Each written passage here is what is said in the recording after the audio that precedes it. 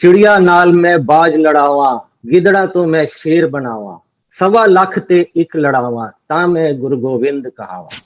गुरु गोविंद सिंह जी की वाणी है ये।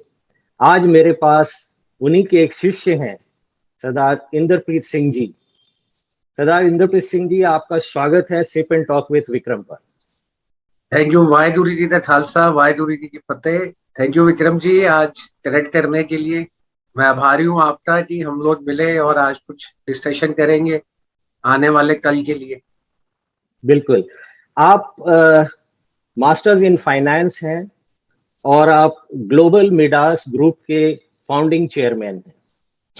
आपने अपना पूरा जीवन एज अ इन्वेस्टमेंट बैंकर और बहुत सारे बिजनेस वर्टिकल्स को डेवलप करने में लगाया है और आपने अपने आसपास बहुत सारी डेवलपमेंट की है। तो क्या वजह है कि बाहर से इतनी कोशिश करते हुए आप उतनी डेवलपमेंट नहीं कर पाए कि आज आपको सिस्टम के अंदर आने की जरूरत पड़ रही है, इनसाइड द पॉलिटिकल सिस्टम? देखिए विक्रम जी, ये भी एक सफर रहा है लर्निंग का। मैं थोड़ा बैकग्राउंड देना चाहूंगा। पहले मैं प्रोफेसर था, फाइनेंस था। तो I used to be a trainer for financial markets. उसके साथ में मैं फंड रेजिंग में आया, तो बाय प्रोफेशन मैं इन्वेस्टमेंट बैंकर हूँ। 10 साल से दुनिया भर में मैंने काम किया है।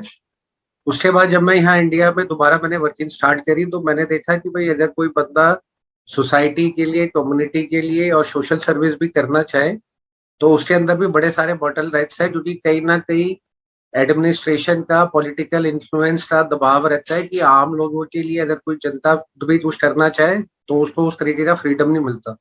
तो जब हमने यहाँ पर आके इस तरीके से अपना सोशल वर्क चालू करा, पहले इंडिविजुअल लेवल पे, और फिर हमने अपने 2 NGOs बनाए, ग्लोबल मिडास फाउंडेशन के नाम से और सत्कर्मिक वैदिक ग्राम के नाम से। तो हमने ये देखा कि एनजीओ के आउटफिट के अंदर भी अगर आप ग्राउंड लेवल पे वर्किंग करते हैं तो आपको सपोर्ट नहीं मिल पाता, क्योंकि हर जगह कोई ना कोई प्रतिनिधि है किसी ना किसी पार्टी का, चाहे वो सरपंच हो, चाहे वो वहां पे लोकल लोग हो। तो उस वाले के अंदर हमने कहा कि भाई अब क्या करें। तो बड़े सारे लोग जो हमसे मिले, जो हमसे जुड़े और इस मुहिम में जुड़े कि हम समाज को बदल सकते हैं, उन्हीं ने हमें बोला कि भाई आज हमारी आवाज इंडिपेंडेंटली कोई नहीं उठा पा रहा, तो हम चाहते हैं एक पढ़े लिखे इंटेलेक्चुअल लोग आए जिनका सेल्फ वेस्टेड इंटरेस्ट उस स्टेट में ना हो, और वो आके एक पॉलिटिकल आउटफिट बनाए और टेकअप करे मुद्दों को नेशनल लेवल पे और इंटरनेशनल लेवल पे, ताकि उनकी आवाज लोग तक पहुंचे और उसके ऊपर फिर अप्रोप्रिएट एक्शन ले पाए।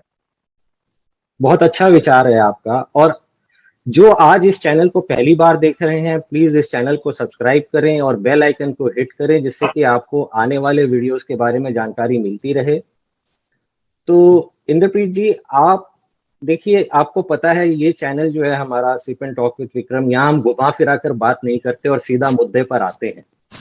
पंजाब एक वो स्टेट है जहां पर हर आदमी इतना मेहनती है, चाहे वो एक छोटी सी साइकिल रिपेयरिंग की दुकान लगा ले, लेकिन भीख मांगता कोई नजर नहीं आता। आज क्या बात है कि उसी स्टेट का यूथ सीधा कनाडा, ऑस्ट्रेलिया जाने के ख्वाब लेके पैदा होता है, ना कि पंजाब को डेवलप करने के लिए। देखिए 1970 के अंदर जब पंजाब को चुना गया फूड बास्केट बनाने के लिए और पूरे देश भर की फूड से रिलेटेड प्रोडक्शन के लिए, तो यही वो पंजाब था जो 1970 में सारे देश को अपनी खेती से, अपने उपरालों से पालता था। और आज वो ऐसी स्टेट बन चुका है कि अनफॉर्चुनेटली हर बंदा वहां पे, चाहे बिजनेसमैन का फैमिली मेंबर हो, या मिडिल क्लास का फैमिली मेंबर हो, या ब्यूरोक्रेट का फैमिली मेंबर हो, या किसान का बेटा हो, हर बंदा आमादा है कि मैं पंजाब को छोड़ के चला जाऊं ऑस्ट्रेलिया में, न्यूजीलैंड में, कनाडा में, यूके में। तो वहां पे जाके चाहे मैं ट्रक चला लूं, बट मैं यहाँ पे रह के सरवाइव नहीं कर पाता। तो ये जो हुआ इशू यहाँ पे, ये सरकारों का फेलियर रहा है, क्योंकि उन्होंने इस तरीके के यूथ को आगे चल के बढ़ावा नहीं दिया कि वो अपनी स्टेट में ही रह के उसको डेवलप कर सके। तो आज कुछ ऐसी सिचुएशन हो रही है कि वर्ल्ड के टॉप 10 रिचेस्ट जो सरदार फैमिलीज हैं या बिजनेस फैमिलीज हैं, कोई भी आप कंट्री उठा लें, यूके उठा लें, यूएसए उठा लें, कनाडा तो बाय डिफॉल्ट है, तो वहां पे जाते तो वो सारे लोग इतने सक्सेसफुल हो जाते हैं और निकले वो सारे मिट्टी पंजाब से है। तो वो जो मिट्टी है आज इस तरीके की नहीं रही है कि जो आज उपजाऊ होती थी, वो इतनी वहां पे अनफर्टाइल हो चुकी है कि वहां का यूथ यहाँ पर रहकर अपने आप को यहाँ तो ड्रग्स में उलझा देता है, अनएम्प्लॉयमेंट में उलझा देता है, और फिर उसकी फैमिली भी यही चाहते हैं कि भाई यहाँ पे तो कुछ नहीं हो पाएगा, इसका फ्यूचर कुछ नहीं दिख रहा, तो बाहर चला जाए। पीएचडी करे हुए लोगों को 10,000 रुपए की नौकरी मिलना बड़ा ज्यादा इशू है। दूसरा, अगर कोई एंटरप्रेन्योर डेवलप होता है और एंटरप्रेन्योर अच्छा लगता है तो उसको इस तरीके का सपोर्ट नहीं मिल पाता कि वो बिजनेस को स्केल अप कर सके। तो जहाँ पे एंटरप्रेन्योर स्किल नहीं रही, जहाँ पर यूथ के लिए जॉब्स की क्रिएशन नहीं रही, स्पोर्ट्स में इतना आगे होता था पंजाब, आज वो पंजाब पॉलिटिक्स के चक्कर में और अपनी गठबंधन के चक्कर में स्पोर्ट्स से भी पीछे हट गया है। मैं बताना चाहूंगा आपको, पंजाबी यूनिवर्सिटी थी, वो शानो शौकत थी पूरे नॉर्थ इंडिया की, वहां से ओलंपिक्स में इतने सारे कैंडिडेट निकलते थे। बट इस तरीके का आज वहां पे माहौल बन गया है कि उस यूनिवर्सिटी में से जो टॉप कोचेस थे और टॉप स्टूडेंट्स थे, वो भी आज फॉरेन में कनाडा और ऑस्ट्रेलिया माइग्रेट होते जा रहे हैं, क्योंकि उनको भी लग रहा है कि हम अगर यहाँ पे रहेंगे तो हमारा कोई फ्यूचर दिखेगा नहीं। तो इस तरीके से हो रहा है। तो जिस स्टेट के अंदर इस तरीके का माहौल बना रहेगा, तो उस स्टेट में क्या करेगा इंसान, जो बंदा तो प्रतिभाशाली है वो हर हाल में हाथ पैर मारेगा और फिर बाहर निकल जाए। ये हाल है पंजाब का आज की डेट। इसको आप कैसे बदलेंगे? देखिए, इसमें एक ड्रास्टिक ब्लूप्रिंट बनाना पड़ेगा, क्योंकि हर लेवल पे इशू है। अगर आप बिजनेसमैन की बात करें तो बिजनेसमैन को सपोर्ट नहीं है। पहले देखें, हिमाचल बना तो हिमाचल में सबसे पहले इंडस्ट्री को लाने के लिए उन्होंने वहां पे फार्मा के अंदर टैक्स हॉलीडे दिया, तो हिमाचल का बद्दी एरिया है वो पूरे का पूरा बन गया आपका फार्मा हब, पूरे नॉर्थ इंडिया को वो कैटर करता है। बट ऐसा क्या सिस्टम यहाँ पे बन गया है कि जो लोग पंजाब में हैं और पंजाब में बिजनेस कर रहे हैं, उसके अलावा जम्मू से कन्याकुमारी तक इतने सारे सरदार हैं, इतने सारे बिजनेसमैन हैं, वो यहाँ पे आके बिजनेस सेटअप नहीं करते। दूसरे, यहाँ के जो बिजनेसमैन है जैसे ही वो स्केल अप करते हैं, इतना ज्यादा उनके ऊपर एडमिनिस्ट्रेशन का प्रेशर आता है कि वो लोग छोड़ के कहते हैं कि हम फॉरेन में बिजनेस बना लें। और सबसे बड़ी बात है कि आज सारे दुनिया भर में ये पता है कि सारे सक्सेसफुल बिजनेसमैन सरदार हैं। तो वो सारे सरदार जो एनआरआई कम्युनिटी है, अगर आज वो चाहे तो वो आज $1 ट्रिलियन की इन्वेस्टमेंट करके रोल मॉडल बनाते पंजाब को। तो पंजाब जो है जैसे गुजरात मॉडल बना इन्वेस्टमेंट का, ऐसे एक रोल मॉडल बन जाएगा पूरे देश के लिए, क्योंकि एनआरआई कम्युनिटी आज गुजरात से ज्यादा पंजाब की बाहर है। बट वो पंजाबी भी और वो कम्युनिटी भी आज अगर आके यहाँ बिजनेस सेटअप करना चाहे तो वो भी नहीं कर पाती। तो ये बॉटल नेक जो है कॉर्पोरेट स्ट्रक्चर को प्रिवेल नहीं कर पा रहा, इसी वजह से एम्प्लॉयमेंट नहीं हो पा रही। तो पहले तो देखिए 1970 में जब पंजाब था तो हर एक घर में से एक किसान होता था, एक गुरदास मान होता था, एक मिल्खा सिंह बनता था और एक फौज में जाता था। बट आज ये पूरे का पूरा सिस्टम इस तरीके से करप्ट हो चुका है और पेनिट्रेट कर रही है यहाँ पे ऐसे ही पावर्स, जो पावर्स पूरे सिस्टम को सपोर्ट नहीं कर रही है। तो अगर हम लोग आते हैं तो ग्राउंड लेवल से, चाहे वो किसान की खेती से जुड़े हुए मसले हों, औरतों को जॉब्स क्रिएट करने की बजाय औरतों को सोशल एंटरप्रेन्योर बना के क्रिएशन के अंदर वो हम कर सकते हैं। उसके बाद जो यूथ है स्पोर्ट्स में, दुनिया भर में देखिए स्पोर्ट्स में जितने भी हैं, चाहे यूएसए में हो यूरोप में हो, सारे के सारे प्रोफेशनल्स होते हैं। तो वो प्रोफेशनल वो भी अपनी जिंदगी कमाते हैं प्लस स्पोर्ट्स में भी होते हैं। बट अनफॉर्चुनेट इंडिया का ऐसा सिस्टम है कि जो स्पोर्ट्समैन है अगर वो स्पोर्ट्स में लग जाता है तो पढ़ाई नहीं कर पाता। जब वो आगे बढ़ जाता है और उसको पता चलता है कि चलो मैंने मेडल तो ले लिया, कुछ सालों के बाद ऐसा होता है वो अपनी ट्रेनिंग भी सपोर्ट नहीं कर पाता और मेडल बेच के अपने घर को भी नहीं पाल पाता। तो स्पोर्ट्स को भी ग्रास रूट से उठाने के लिए ये मुहिम चलानी पड़ेगी कि लोग स्पोर्ट्समैन को सपोर्ट करें और स्पोर्ट्समैन अपनी एजुकेशन जारी रखे, क्योंकि आगे चल के उसको अपनी ट्रेनिंग के लिए और अपने परिवार के लिए किसी के ऊपर सपोर्ट सिस्टम पर ना रहना पड़े। और देखिए इतना अनफॉर्चुनेट है कि एक बार जो एमएलए बन जाता है या एमपी बन जाता है, जिंदगी भर उसको पेंशन आती है। बट ये हमारे जो स्पोर्ट्समैन है और ये सब है, इतनी देश की सेवा करते हैं, सब करते हैं, बट उनको अपने लिए कुछ नहीं रोजगार हो पाता। तो ड्रास्टिक पॉलिसी चाहिए इसके लिए। तो आपने बताया कि अगर दुनिया भर के पंजाबी चाहें तो वो $1 ट्रिलियन की इन्वेस्टमेंट आज कर सकते हैं और पंजाब की शक्ल बदल सकते हैं। और यहाँ हम अपने इंडियन इकोनॉमी में बात करते हैं कि our future outlook is $3 trillion economy. तो मतलब इसका 1/3 हिस्सा तो एक समुदाय ही लेके आ सकता है, जो कि एक बड़ी छोटी सी माइनॉरिटी में है। हाँ जी। तो क्या रुकावटें हैं इंडस्ट्रियलाइजेशन की? क्यों गुजरात मॉडल बनता है, हरियाणा मॉडल बनता है, दिल्ली मॉडल बनता है या हिमाचल मॉडल बनता है, बट पंजाब नहीं बन पाता है, जबकि एक नंबर 1 रैंकिंग स्टेट हुआ करता था? तो आप इसको कैसे बदलेंगे? आप क्या बदलाव लाएंगे कि ये चीज पॉसिबल हो सके? देखिए, जैसे मैंने बताया कि एक पूरा ब्लूप्रिंट मॉडल क्रिएट करना पड़ेगा, तो सबसे पहला उसमें ब्लूप्रिंट मॉडल ये है कि आज दुनिया भर में बॉलीवुड के अलावा जो सबसे बड़ी रीजनल लैंग्वेज है वो है पंजाबी। आप यूके चले जाएं, यूएसए चले जाएं, ऑस्ट्रेलिया चले जाएं, न्यूजीलैंड चले जाएं, सिंगापुर चले जाएं, हांगकांग चले जाएं, कनाडा चले जाएं, सारे का सारा वहाँ पे पंजाबी एंटरटेनमेंट इंडस्ट्री का काम होता है। बट सवाल ये है कि वहाँ पे उस तरीके के एक्सपर्ट टेक्नीशियंस भी नहीं है और वहाँ पे कॉस्ट ऑफ प्रोडक्शन बड़ी हाई है। तो अगर हम कुछ ऐसा बनाते हैं फिल्म सिटी का मॉडल, जहाँ पे फिल्म सिटी बने पंजाब में और सारे दुनिया भर का आउटसोर्सिंग का काम टेक्नीशियंस का और सारा आने लग जाए पंजाब के अंदर, तो जो प्रॉब्लम है इमिग्रेशन की, वो इमिग्रेशन की प्रॉब्लम खत्म हो जाएगी। और जो इशू है जॉब क्रिएशन का और स्किल डेवलपमेंट का, वो आ जाएगा। क्योंकि यहाँ पे रह के बच्चे मेहनती तो है ही हैं। तो अगर उनको पता चला कि आज मैं वीएफएक्स सीख लूँ तो मुझे वीएफएक्स का काम मिल जाएगा, आज मैं कैमरामैन बन जाऊँ तो मुझे कैमरामैन का काम बन जाएगा, टेक्नीशियन बन जाऊँ तो एडिट का काम बन जाएगा। तो पूरे दुनिया का आउटसोर्स होके आउटसोर्सिंग हब मॉडल बन सकता है पंजाब। तो हब एंड स्पोक मॉडल बन जाएगा, हैंड होल्डिंग हो जाएगी कि बाहर के एनआरआईज भी हैंड होल्ड करेंगे यहाँ के लोगों का, क्योंकि एनआरआईज बाहर ये नहीं चाहते कि यहाँ के बच्चे यहाँ की जमीन छोड़ छोड़ के और अपने माँ बाप को पीछे छोड़ के फॉरेन में बसे। वो ये चाहते हैं कि आज अगर हम फॉरेन में सेट हो गए तो हम ऐसा क्या करें कि उन बच्चों को और आने वाले यूथ को वहीं पर डेवलपमेंट हो जाए। और इस तरीके की वहां पे लोगों की भावना है कि आज अगर उनकी third generation fourth generation foreign में रह रही है और अपने गुरुओं से अपने सिक्खी से और अपने कल्चर से दूर है, तो वो वाली हुई जनरेशन वापस पंजाब में जाए, पंजाब को अपना बेस बनाए और वहीं पे बिजनेस डेवलप करे। बट अनफॉर्चुनेट बॉटलनेक वही ब्यूरोक्रेसी का, अनफॉर्चुनेट वही पॉलिटिकल विल का। सो जैसे आपने बताया कि 1970 में पंजाब को food basket of India develop किया गया और मैक्सिमाइज किया गया वहाँ की एग्रीकल्चरल कैपेसिटी को, तो क्या समझें कि क्या आज वो एग्रीकल्चरल कैपेसिटी डिप्लीट हो गई है, खत्म हो गई है? क्योंकि आज देखिए किसानों का बहुत बड़ा मुद्दा है पंजाब में, हाँ जी। और पूरे देश भर में किसानों का मुद्दा हर स्टेट में है, लेकिन पंजाब में सबसे ज्यादा दिखाई देता है। हाँ जी। तो क्या वजह है कि वहाँ इतना डिससेटिस्फैक्शन है कि क्यों खेती जो है आज इतनी अनरेम्यूनरेटिव हो गई है? क्या सपोर्ट आप कर सकते हैं उनके लिए?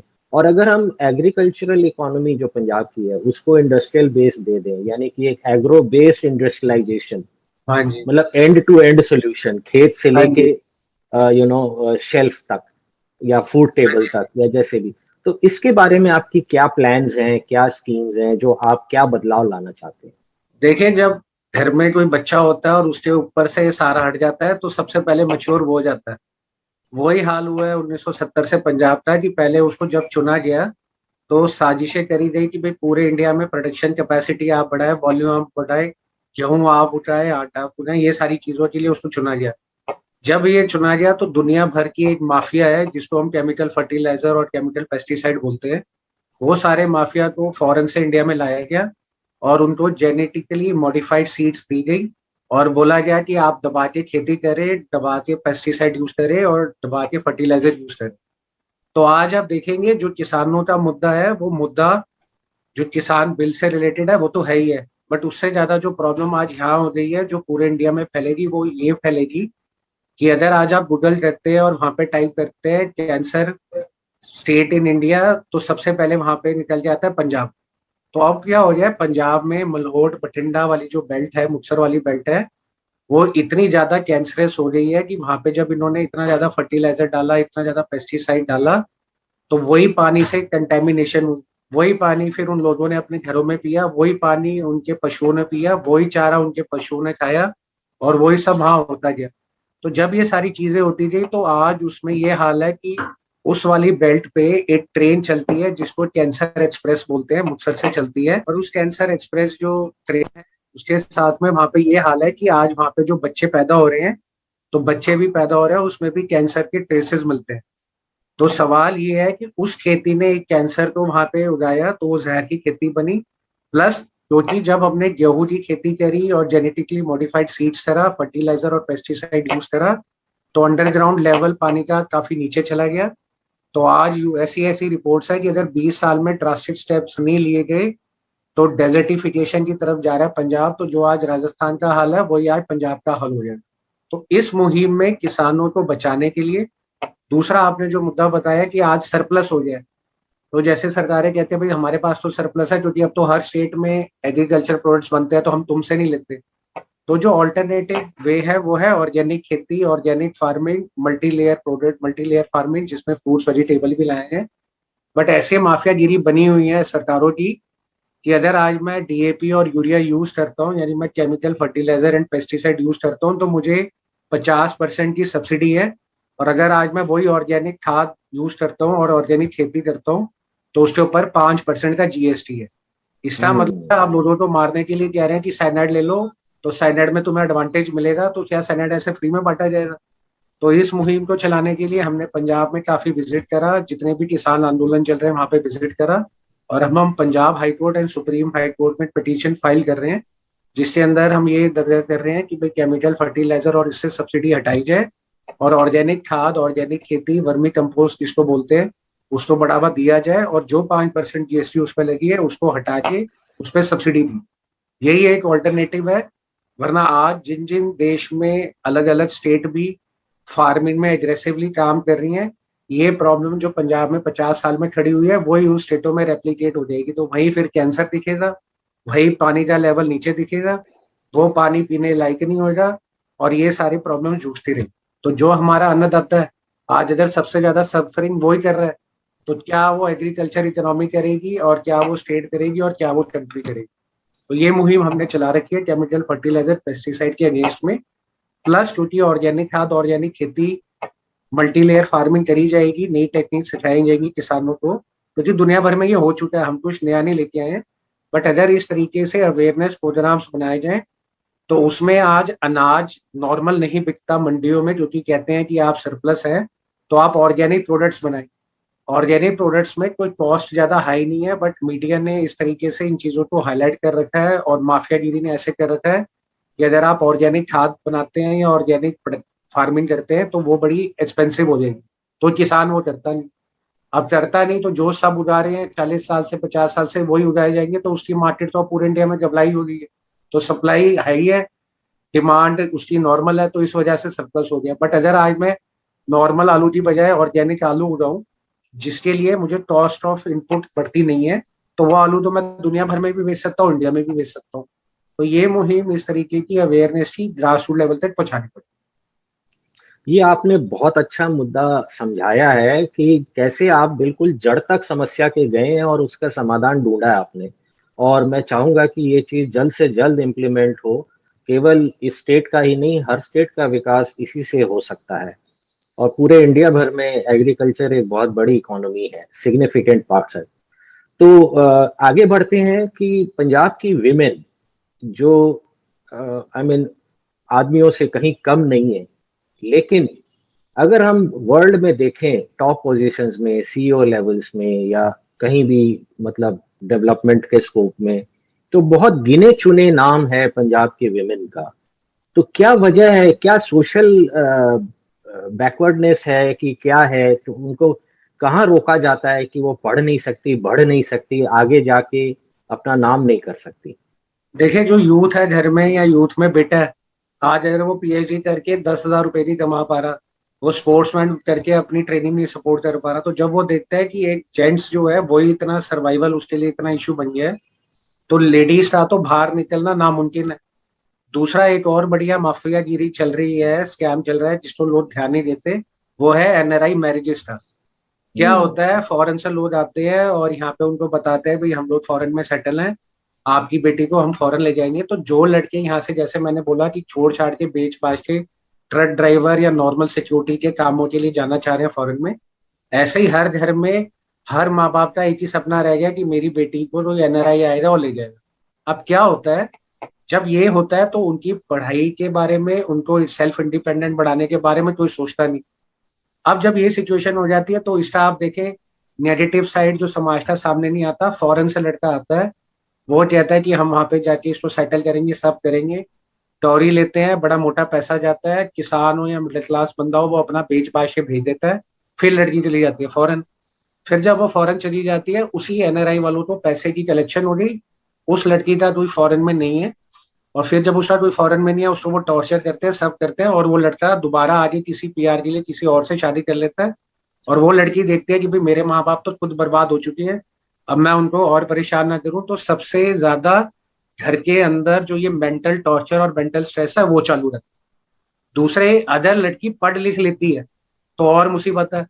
हमारे सामने ऐसे ऐसे केस आया कि एक फैमिली में हस्बैंड वाइफ उनके बच्चे फैमिली रहती थी, उसमें वो लड़की पढ़ लिख रही लिया, उसके पेरेंट्स के ऊपर प्रेशर डाला गया कि अब ये पढ़ लिख रही है, इसको फॉरेन भेजा जाए, इसके प्रोफेशनल करियर के ऊपर बाद में बच्चे को और साथ में हस्बैंड को वहां की पीआरशिप और बुला लिया जाएगा।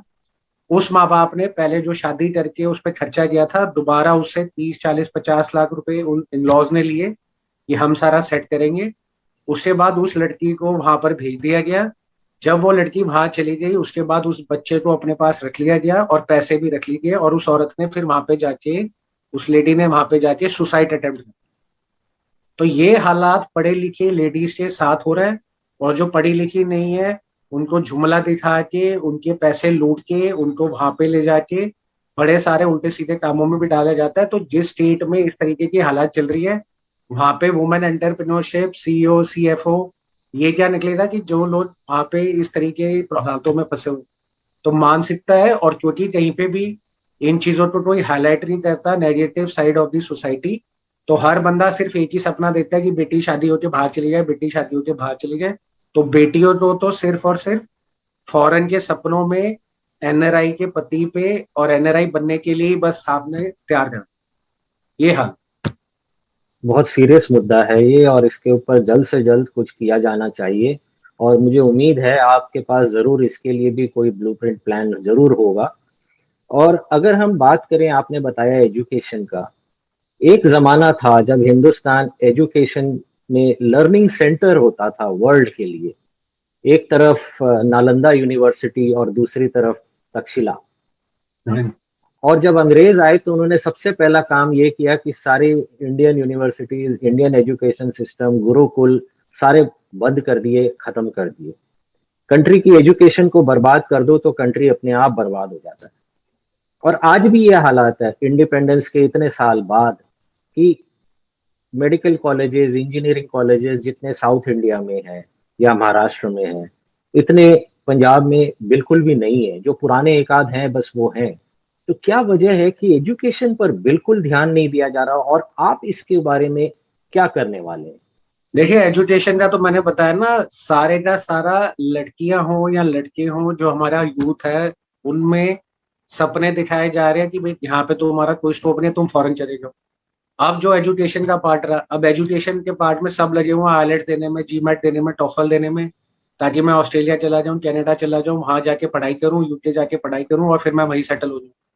तो अगर आपको एजुकेशन को रिवाइव करना है, तो एजुकेशन को रिवाइव करने के लिए एक ऐसा सिस्टम बनाना पड़ेगा दोबारा से, कि जिस तरीके से मैंने बताया हैंड होल्डिंग, तो फॉरेन के एनआरआईज अगर कॉर्पोरेट सेक्टर को खुद डेवलप करें यहाँ पे इंडिया में, इसी तरीके से अगर एजुकेशन को रिवाइव करना पंजाब में, तो यही जो बड़ी यूनिवर्सिटीज हैं या कॉलेजेस हैं ऑस्ट्रेलिया में, न्यूजीलैंड में, आपके कनाडा में, यूके में, उन लोगों के साथ में स्टूडेंट एक्सचेंज प्रोग्राम बना के उनकी एस्टेब्लिशमेंट यहाँ पंजाब में करनी पड़ेगी। अगर वो यहाँ होंगे तो उससे दो फायदे हो जाएंगे। एक तो कॉस्ट ऑफ एजुकेशन बड़ी कम हो जाएगी, तो जो माँ बाप है उनको अपनी जमीनें बेच बेच के बच्चों को बाहर नहीं भेजना पड़ेगा। दूसरा, जब वो यहाँ पे उस तरीके की बढ़िया एजुकेशन लेगा और उसका दिमाग खुलेगा कि भाई मैं वर्ल्ड क्लास कुछ कर सकता हूँ, तो वो सेल्फ अगर करना चाहे तो सेल्फ एम्प्लॉयड होके एंटरप्रेन्योर भी बन सकता है। देखिए, कोरोना में बड़ी बड़ी कंपनियों ने इतने सारे बंदों को वर्क फ्रॉम होम पे डाला और उसके बाद उन लोगों को रिट्रेंच कर दिया गया। बट अगर आज एक कोई पढ़ा लिखा बंदा है या कोई समझदार बंदा है, तो वो सेल्फ एम्प्लॉयड हो सकता है, एंटरप्रेन्योर बन सकता है और अपनी जीवनी खुद चला सकता है। तो उस वाले में अगर एजुकेशन सिस्टम इस तरीके का बन रहा है कि रेदर देन डिग्रियां छापना, प्लस फॉरेन की एजुकेशन का पर्पस एजुकेशन प्राप्त करना नहीं है, फॉरेन की एजुकेशन का पर्पस उधर जाकर फिर पीआर लेके वही सेटल हो जाने का है। उसको रोकने के लिए अगर वही यूनिवर्सिटीज को इंसेंटिवाइज दिया जाए, टैक्स हॉलीडेज दिए जाए, इस तरीके का करा जाए, तो वो सारी की सारी एग्जिस्टिंग यूनिवर्सिटीज के साथ भी टाई अप करके अपने प्रोग्राम यहाँ चला सकती है। और स्टूडेंट एक्सचेंज प्रोग्राम में बच्चों को इंटर्नशिप के लिए और दुनिया कैसे चल रही है वो देखने के लिए यहाँ से वहां भेजा सकता है।